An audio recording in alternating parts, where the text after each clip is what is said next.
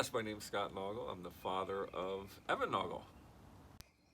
When I was first diagnosed, what were your first thoughts?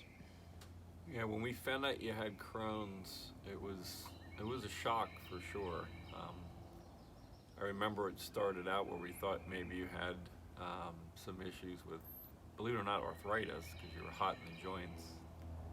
We brought you to the specialist at St. Christopher's Hospital in Philadelphia, and the rheumatoid doctor was checking you out, found out that you had some tenderness in your stomach, and immediately got a consult from the Crohn's doctor where they came down and they did a physical observation and suspected Crohn's, but then they went full tilt and they did an endoscopy and a colonoscopy and confirmed that you had Crohn's. So we were shocked.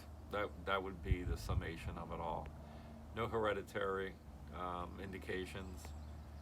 We did find out later that your cousins developed some irritable bowel syndrome after puberty, but you had gotten it when you were 8 or 9 years old. So it was shocking on many different levels. What were your first thoughts when I had to get a feeding tube? The feeding tube was, again, not a surprise. The reason why you got the feeding tube was to give your digestive system a rest. So instead of eating solids, you got your nutrients through basically fluid. Is there anxiety along with that? We had training, which obviously they don't just turn you loose. Along with the patient, you, at CHOP, and you performed it initially on a dummy, and then you just kind of repeat it. But there was some anxieties thinking that you have to put a tube up someone's nose to go down into the stomach, and when you just pause and think about that, that's pretty wild. The good news, though, with it was every time we did use the feeding tube for some period of time, it worked. You would you would gain your weight back, your energy level, what have you. And it kind of makes sense because you weren't aggravating your digestive tract, but at the same time, you were getting fortified and concentrated nutrition. So I'm a huge advocate of it, the feeding tubes, as necessary. Um, would I prefer to get my nutrients through fluid versus food? No. But it's a nice mechanism, nice treatment to get people over the hump and back to where they should be. So, anxiety turned into more logical reasoning, I guess, where you knew it was going to work because they told you it was going to work, and lo and behold, it did. So, huge advocate of it. Do you have any final takes on the whole ordeal? Yeah, I mean, it's been a journey. You're in your 14th year with this disease.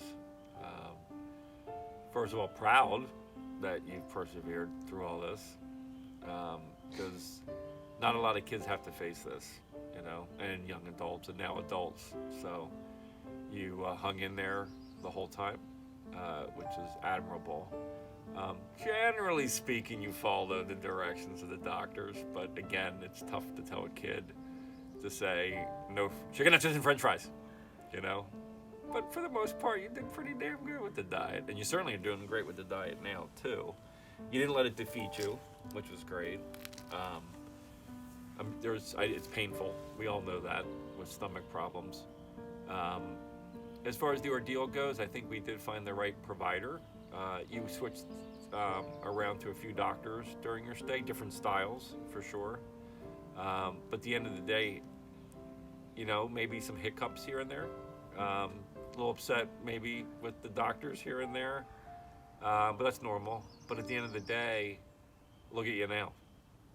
So I think largely a lot of things are solved with it.